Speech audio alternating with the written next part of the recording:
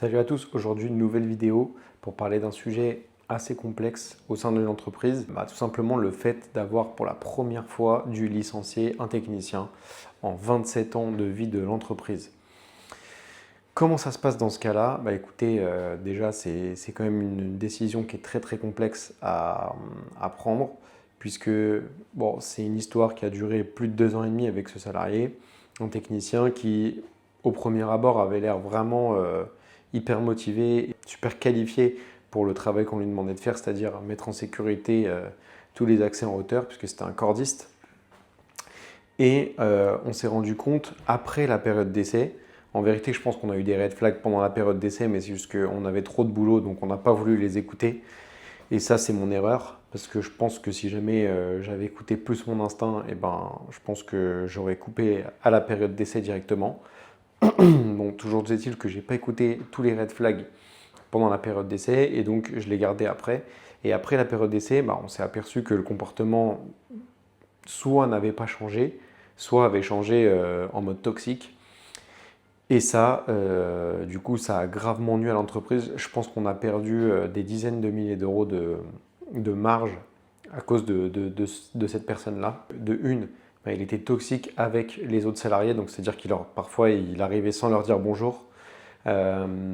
Il était de mauvaise humeur le matin, il ne voulait pas boire le café avec eux. Enfin bref, tout ce qui peut amener la bonne ambiance sur un chantier, il ne voulait pas le faire. Techniquement, il était bon, mais quand il avait envie, donc c'est-à-dire qu'il pouvait nous générer parfois des sinistres sur des chantiers. Quand je parle de sinistre, je parle de casser une chose ou alors dégrader quelque chose chez un propriétaire d'un bâtiment. Ça nous est arrivé qu'il ait dégradé une verrière, par exemple. Intentionnellement ou pas, ça je ne le saurais jamais, parce que c'est des choses qu'on ne sait pas. Les chargés d'affaires ont perdu confiance en lui petit à petit et ne voulaient plus de lui sur leur chantier. Sauf que moi j'étais obligé de le mettre sur des chantiers, donc du coup je le planifiais, on était d'accord pour quand même le planifier tous les jours sur le terrain, et on priait pour qu'il n'y ait pas de problème. Sauf que en l'espace de 2 ans et demi, je pense qu'il y a eu bien une bonne dizaine de problèmes, ce qui n'arrive pas en général avec les techniciens, surtout ceux qu'on a aujourd'hui. On se rend compte que c'est le jour et la nuit. Et du coup, ce qu'on a fait, c'est qu'on est passé par un système d'avertissement. Donc du coup, on lui a mis un avertissement une première fois pour des problèmes de comportement, puisqu'il avait été agressif avec un des autres collaborateurs, ce qui est totalement inacceptable. On avait même eu vent de certains autres problèmes un peu plus graves, mais qui n'étaient pas vraiment avérés ou ni prouvés, où personne ne voulait parler, donc du coup c'était compliqué de s'en servir. Deuxième avertissement, on a eu un problème qui avait attrait à son poste, puisqu'il avait un poste de chef d'équipe qui ne remplissait pas comme il fallait. Donc, c'est-à-dire qu'il n'avertissait pas ses collaborateurs, enfin ses coéquipiers, il ne les avertissait pas des horaires auxquels ils avaient rendez-vous, il ne les avertissait pas des adresses des chantiers qu'il fallait qu'ils réalisent, du matériel qu'il fallait qu'il prenne, lui-même se tromper dans le matériel qu'il prenait.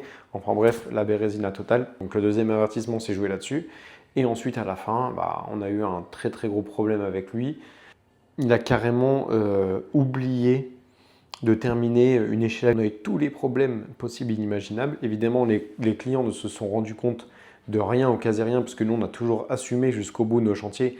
Comme je le dis toujours, on préfère rogner sur notre marge plutôt que d'avoir un client qui n'est pas satisfait. Ça, on ne reviendra jamais assez dessus. C'est notre credo numéro 1. Donc nous, on renvoie les équipes autant que possible si jamais il y a eu un problème. En général, il y a très peu de problèmes. Il y avait un fort taux de SAV quand il était là. Aujourd'hui, le taux de SAV s'est effondré. Il n'y a plus de SAV chez nous, chez FMI. Et on a retrouvé une marge sur les chantiers qui est correcte. Donc voilà le sujet que je voulais aborder. Et ça a été très dur pour moi de le licencier parce que je sais que ça impacte une famille. Sa situation personnelle, ça impacte tout un tas de choses qui font que humainement, c'est très compliqué d'aller jusque-là. Et surtout quand c'est la première fois qu'on fait ça, on se dit c'est pas possible, il va pouvoir s'en sortir, on va pouvoir le tirer de là, on va pouvoir faire en sorte qu'il devienne la meilleure version de lui-même, etc. Mais rien n'y faisait, c'était impossible. Donc on en a conclu qu'il fallait arrêter avec cette personne. On l'a fait et aujourd'hui, il se trouve que c'était une des meilleures décisions à prendre puisque rien que la sérénité dans les équipes qui est de retour, Et rien que ça déjà, ça change toute la physionomie de l'entreprise.